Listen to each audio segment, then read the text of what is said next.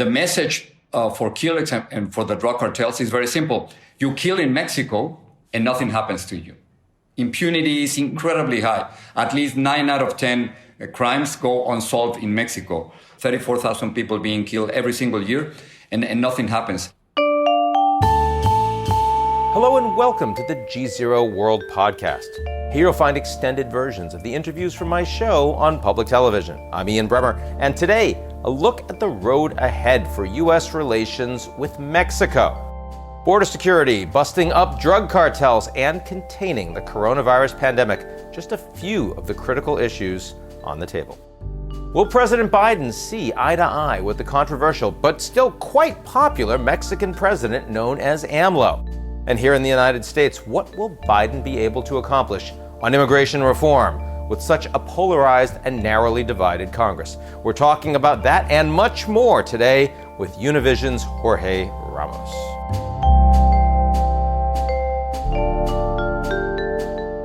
The GZERO World Podcast is brought to you by our founding sponsor, First Republic. First Republic, a private bank and wealth management company, places clients' needs first by providing responsive, relevant, and customized solutions. Visit firstrepublic.com to learn more.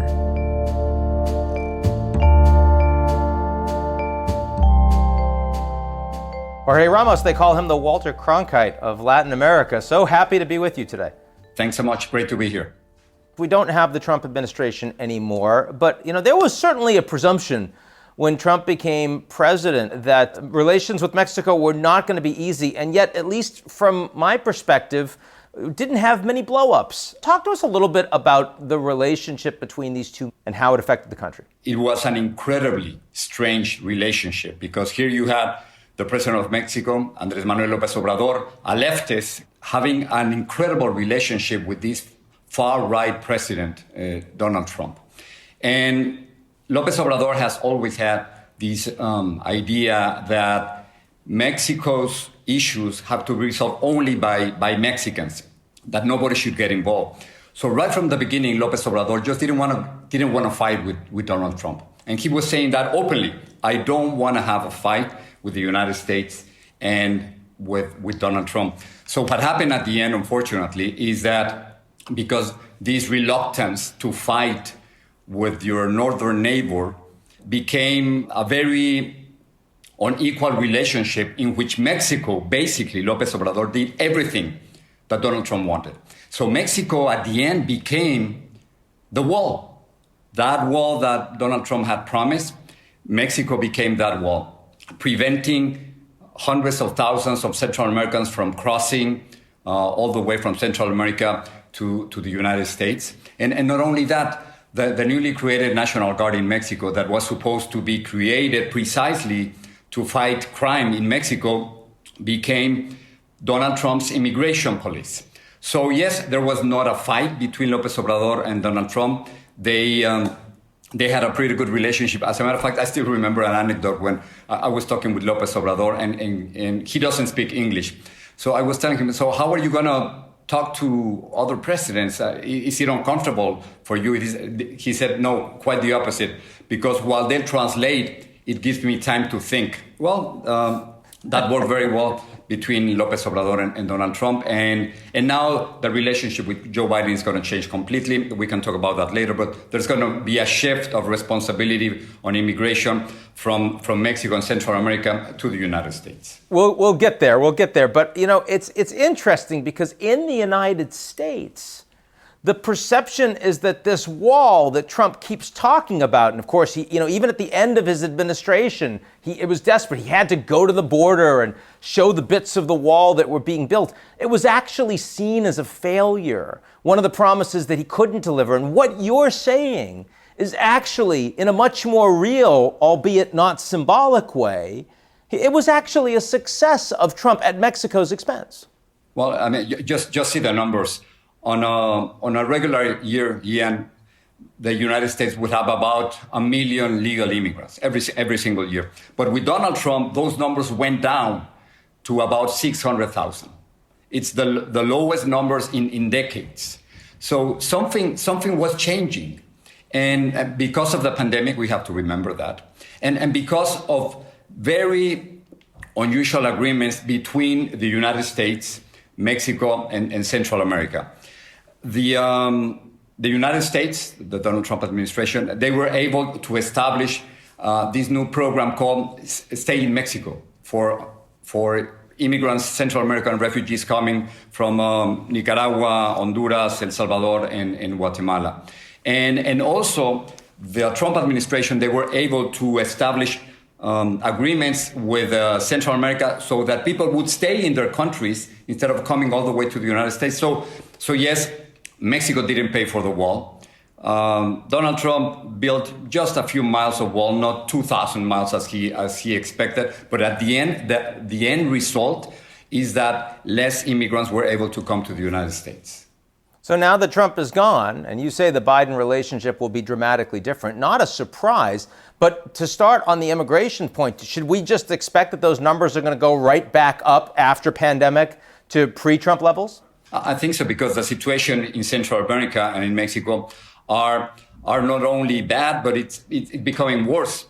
The problem is that you still have violence in Central America. You still have gangs. We still have to remember that they went through 2 horrible hurricanes. There was an earthquake. So the push factors in Central America are all there. And then the pandemic.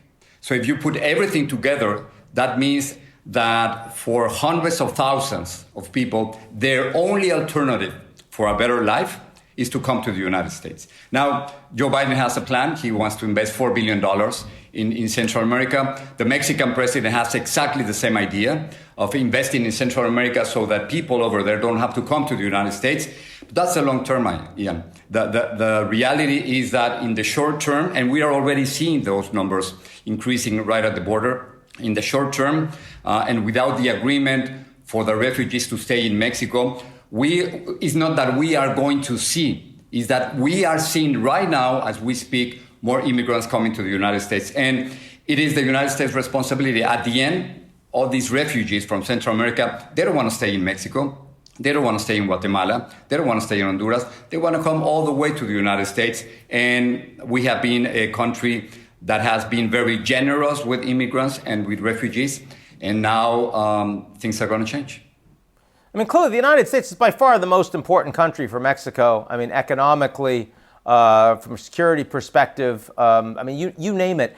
It felt a little surprising to me that one of the last leaders to call Biden to congratulate him on winning the election from anywhere around the world was actually President López Obrador. Why did that happen? Well, because we still have to remember that it's a little bit of Mexican history here.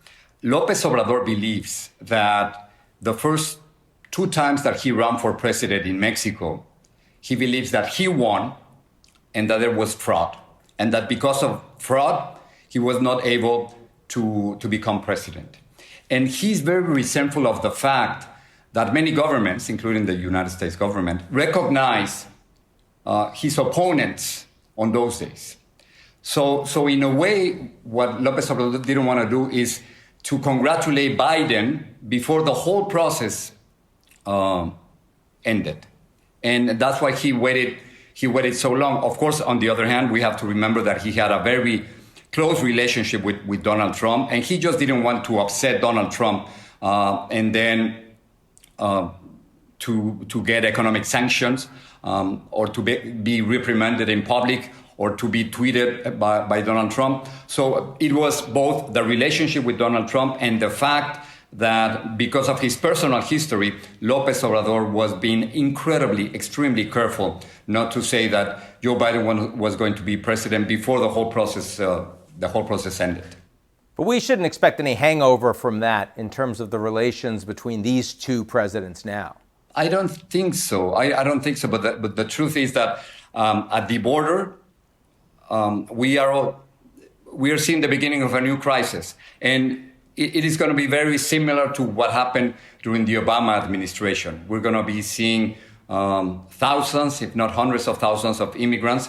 Remember that right before Donald Trump established these anti-immigrant policies at the border, we already had more than 60,000 Central American refugees waiting on the Mexican side, waiting to come to this country. And now, even though it is not the message, and I do understand that the Biden administration is sending a different message, and I spoke with Ambassador Roberta Jacobson recently, and she was telling me very explicitly, the message, it is not for them to come to the United States. Despite that, you still have tens of thousands of refugees, Central American refugees, waiting on the Mexican side to come to the United States. And now that Mexico's police, that the National Guard is not anymore the U.S. immigration police, it is going to be increasingly easier for immigrants to cross to the American side because Mexico is not putting any resistance anymore.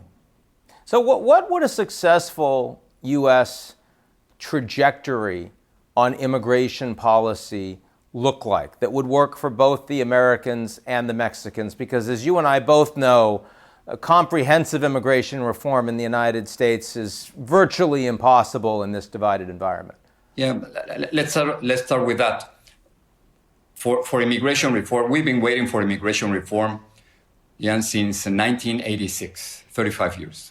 And nothing has happened because there has always been this idea that we get everything, that we legalize everybody, or that we don't legalize anyone. So from my point of view, I would start with those who are already here. It is, as you mentioned, very difficult to get 10 Republican senators to go along with Democrats to approve immigration reform and legalize 11 million as Joe Biden promised. Joe Biden promised that he was going to send a bill to Congress, and he has already, to legalize 10, 11 million undocumented immigrants. But to get 10 Republicans is going to be close to impossible. So either you do it in parts through a budget reconciliation process, and then you legalize a few million dreamers and a few million farmers and a few million essential workers, or we might not get anything. So what I'm proposing is Plan B. Instead of just getting everything together, which seems almost impossible in the Senate, let's legalize first the dreamers. There's already a plan with Lindsey Graham and Senator Durbin that might provide legalization to about 2 million dreamers, and maybe we can get their siblings and their parents, and then farmers, and then essential workers, instead of just waiting to get enough votes to legalize everything. So that would be the first step. And the second step, and we're always missing the second step, is that there has to be an immigration plan that includes the fact that 1 to 2 million immigrants are going to be coming every single year to this country. Those are the facts. Like it or not, but legally, we get about 1 million immigrants every single year, except for during the Trump administration. And then illegally, we might get from 500,000 to another million immigrants. So we have to understand that the U.S., especially in the middle of a pandemic, people are coming to this country for a reason. So we have to adapt to it, and we don't have a plan for it. It is so interesting that so many countries, people across Central America, see Mexico itself as such an incredible success story compared to their own, and yet so many Mexicans are living illegally without benefits in the United States, can't be fixed. How does this make Mexico feel about itself in terms of national identity, in terms of awareness, in terms of the future of the country? Lately, there has been a reverse migration. More Mexicans are leaving the United States than Mexicans coming in. And that's really interesting. And it has to do with many different reasons. First, that they've waited for decades and they are still illegal in this country. And to be undocumented in this country is increasingly difficult. Some of those families, they've already sacrificed their future. I call them las familias sacrificadas because those parents, they sacrificed their lives so their kids could stay in this country. And then on the other hand, also we have to say that there has been economic progress in Mexico. Finally, after 71 years of the perfect dictatorship, as one of the greatest writers described Mexico, Mario Vargas Llosa, saying that Mexico was la dictadura perfecta, because from 1929 to the year 2000, there was no democracy at all. I still remember when the president would choose his successor in what Mexicans, we call it el dedazo. We didn't have democracy. And now Mexico has a democracy. With many faults, it's not perfect, but there's a democracy. So you have economic progress. You have democracy. You have an increasingly energetic and open media. You have las benditas redes sociales, the social media. If you put everything together, Mexico is becoming a country increasingly more attractive to those immigrants that were in the United States. So even though it is imperfect, and even though it has a huge problem with violence and with the pandemic, and we can talk about it later if you want to, despite that, Mexico is growing. And so we are seeing this reverse migration of Mexicans going to Mexico instead of the opposite way. No, it's a very important point, and it leads directly to talking about some of these challenges in Mexico itself. I mean, first and foremost, coronavirus. I see that Mexico now has more deaths from coronavirus than India. How much of that is direct mismanagement by the president, by the government? I think it was the wrong strategy. If there was a strategy on Monday, February 8th, López Obrador, who got infected by coronavirus, and after 2 weeks of not being present in his morning press conference, he came back. And let me just say, it is incredible. Just imagine any president in any part of the world giving a press conference every single day for about an hour to 2 hours, every single day. And López Obrador believes that he can control the message, he can control his agenda by going to La Mañanera, which the translation would be to the morning one. So he has this press conference every single day of the year. He has had it for the last 2 years. So he got infected. Weekends doesn't matter every day. Christmas, you're it's right. happening. Actually, on weekends he's taking a break, but on weekends then he sends messages to the people through social media. So he's present, constantly present. I would say overwhelmingly present every single day in Mexico, and he understood that he didn't have the support of many people in the mass media. So he said, well, let's just jump over there and use all the power that he has and social media to send his message. And that's exactly what he's doing. But going back to the pandemic, you're right. Before we started this interview, I checked the numbers. 165,000 Mexicans have died of coronavirus, more than, as you mentioned, in India. And I don't think it is a coincidence that the countries that have the most people dying of coronavirus, which are the United States, Brazil, and Mexico, those three countries had a president, Donald Trump, Jair Bolsonaro, and Andrés Manuel López Obrador, who publicly didn't want to wear a mask. So in the last Mañanera, the last press conference of López Obrador, he came back, he said that he was feeling good. And then a reporter asked him, which is, by the way, incredible because you have access to the president every single day. And then a reporter asked him, so are you going to be wearing a mask finally? And he said, no, because I am not contagious. He said, wait. Your medical advisors are telling you and are telling everyone that it is risky, that everybody should wear a mask. And he said, no. So, yes, I think the crisis was mismanaged in Mexico, even though they've announced hundreds of thousands and millions of vaccines. Most Mexicans have not been able to be vaccinated. And I still remember when López Obrador not only refused to wear a mask, but openly he was saying to families, go out and go to the restaurants because the economy needs that. And at some point he even said, embrace each other. It is needed right in the middle of the pandemic. So it was clearly mismanaged. It just didn't work. And now Mexicans are suffering the consequences. And again, as you're saying, I mean, even the fact that he got the disease himself no learning taking place. But are we at least getting good advice from the president and his government on the vaccines? Today he was asked about the vaccines, and they've only have a few, even though they've announced millions of vaccines, some of them coming from Russia to Mexicans, up to 24 million vaccines. The vast majority of Mexicans haven't been able to be vaccinated. And yes, absolutely. He's suggesting that the vaccines can help, but at this point, Mexico is in a terrible situation. And then when you have the president giving the bad example, just as Donald Trump did or Jair Bolsonaro did in Brazil, when they're telling you, no, I'm not going to wear a mask, just imagine what that kind of impact can have in a population of 120 million, 130 million. So that's one massive problem that's been quite publicly mismanaged by the president. Another one that, of course, everyone talks about, and you see the polls, and Mexicans are all saying, violence across the country is one of their principal concerns. López Obrador, when he became president, promised hugs, not bullets, that he was really going to address this issue, and yet we see record levels of violence this year under his leadership. Why? Well, because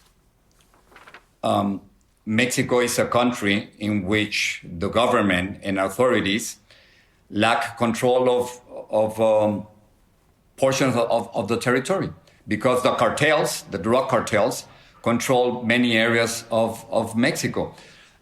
It was with President Felipe Calderón that Mexico declared a little more than 10 years ago the war on drugs, and Mexico has lost the war on drugs. Not only has lost the war on drugs, but the people dying in Mexico are reaching levels that we've never seen before since the revolution in 1910, since the so-called Guerra Cristera a few decades later. In 2020, 34,000 Mexicans were killed, 34,000. The year before, in 2019, it was exactly the same number. And there seems to be no strategy that is working. López Obrador promised that he was going to attack this problem in a different way. So he created the National Guard about 2 years ago. And it really hasn't worked. So in Mexico, Octavio Paz, in one of his most famous books, the Mexican poet and writer, he said that to kill and to die is very easy in Mexico. And it is indeed. Not only because of the pandemic that we talked about, but the message for killers and for the drug cartels is very simple. You kill in Mexico and nothing happens to you. Impunity is incredibly high. At least 9 out of 10 crimes go unsolved in Mexico. So you have 34,000 people dying, 34,000 people being killed every single year, and nothing happens. So right now, I would say those two problems, the pandemic and the violence, are two of the most important challenges facing Mexico and López Obrador. And yet, despite all of that, I mean, in the United States, big impact on mishandling coronavirus on Trump's approval ratings. In Brazil, same thing is true. In Mexico, López Obrador is well over 60% in his approval ratings right now. How do we explain that? Well, because of the past, because of la dictadura perfecta, because we have more than 70 years with no democracy, because of fake news. It is funny when we talk about fake news here in the United States. I usually tell my friends, stop, wait. I come from the creators of fake news. I mean, I come from Mexico. I come from a country, I still remember when I was younger, that the government would say, well, Salinas de Gortari won the election, or Ernesto Zedillo won the election. And you knew it was a fraud, a huge fraud. And so we were well prepared, journalists who have worked in Mexico and Latin America, we were well prepared for Donald Trump because we were aware on how politicians would push fake news. So I come from a country that created fake news by telling you that they had won elections one after the other, after another, when it was a complete fraud. So this is what Mexicans remember. This is the kind of Mexico where there was no democracy, the Mexico where, because of mismanagement and corruption, the Mexican peso would devaluate from one day to the other. What you would actually see politicians, poor politicians, becoming incredibly rich, and then after one term in government, they would be buying homes, and you would see their pictures in all around the world. So because of corruption, because of mismanagement, because of lack of democracy, because of censorship, because there was direct censorship from the presidential palace, Los Pinos, to the mass media. Because of that, Mexicans remember. So they just did not want to have the old politicians, the old guard staying in power. So in 2018, Mexicans said, enough. We don't want that. We want something completely different. And they chose someone completely different. They chose López Obrador, whose main message, and he has been very consistent on that, whose main message has been no to corruption. Anti-corruption, yep. Exactly. Yeah. And is this something that we're starting to see more of across all of Latin America right now? Populism, yes. Because, as you know, from all the world, from all the planet, this hemisphere, Latin America, is the most unequal of them all. In this hemisphere, that's where you see incredibly rich people. Well, you have in Mexico one of the richest man in the world, and then in the lower half of the population, incredibly poor people. This inequality is still growing, and because of this inequality, certain messages like I'm going to be fighting against corruption, or I'm going to be fighting against los burgueses, as it happened with Chavez in Venezuela, and it's happening still with Nicolas Maduro, or the message that if I become president, I would fight those who were corrupted and those who took your money. Those messages work for a reason, because it is true that Latin America has been a land of inequality and corruption and poverty. And for many people, they see these candidates and presidents as saviors. And it does seem like he is trying at least to make good on that anti-corruption pledge. I mean, I saw that they opened the presidential grounds to the population to come in, and they're trying to auction off the president's plane. I mean, okay, that's a little bit for show. But in general, would you say this has been a clean administration? This is a president who in no way is trying to enrich himself on the basis of power? Let's put it in perspective. I still remember when the former president, Enrique Peña Nieto, when an incredibly brave journalist, Carmen Aristegui, she denounced that he had bought, who knows with which money, that he had bought a house for millions of dollars. And then he just couldn't explain how come he had got this White House, they called it. No, we have not seen from the president, López Obrador, those examples of corruption. No, and he's been very consistent with his message, his anti-corruption message. Even though he lives in the National Palace, he, as you said, he opened the Los Pinos, which used to be the presidential housing or the presidential palace for the people. It would be as strange as having as saying, the White House, I'm not going to be living as President Biden or President Trump saying, I'm not going to be living in the White House.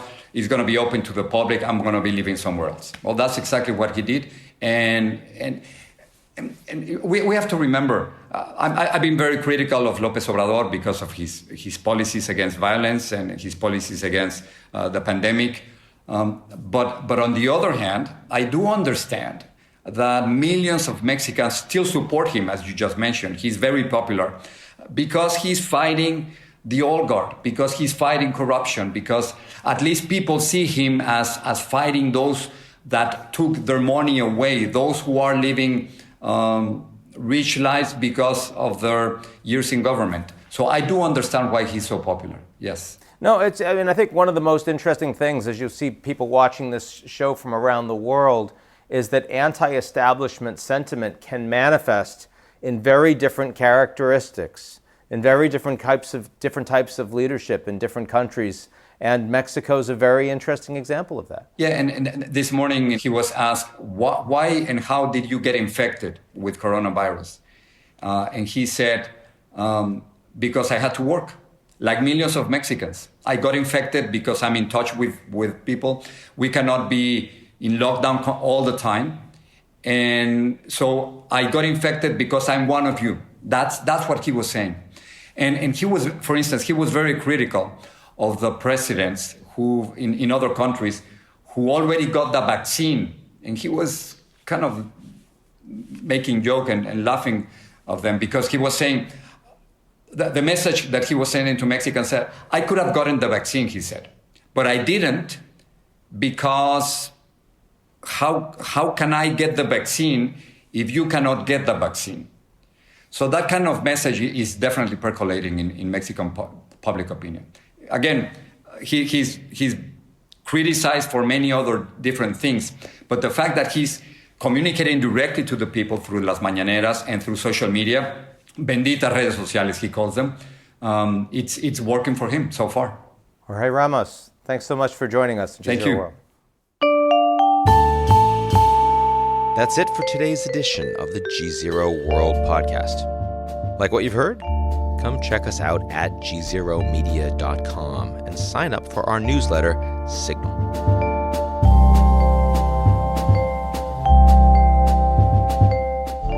The GZERO World Podcast is brought to you by our founding sponsor, First Republic. First Republic, a private bank and wealth management company, places clients' needs first by providing responsive, relevant, and customized solutions. Visit firstrepublic.com to learn more.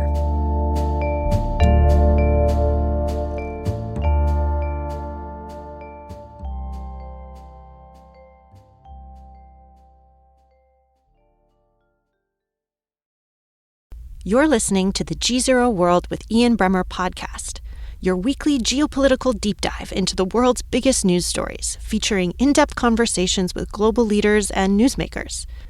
To get more of GZERO's insights on global politics every morning, sign up for our free newsletter, GZERO Daily, at gzeromedia.com.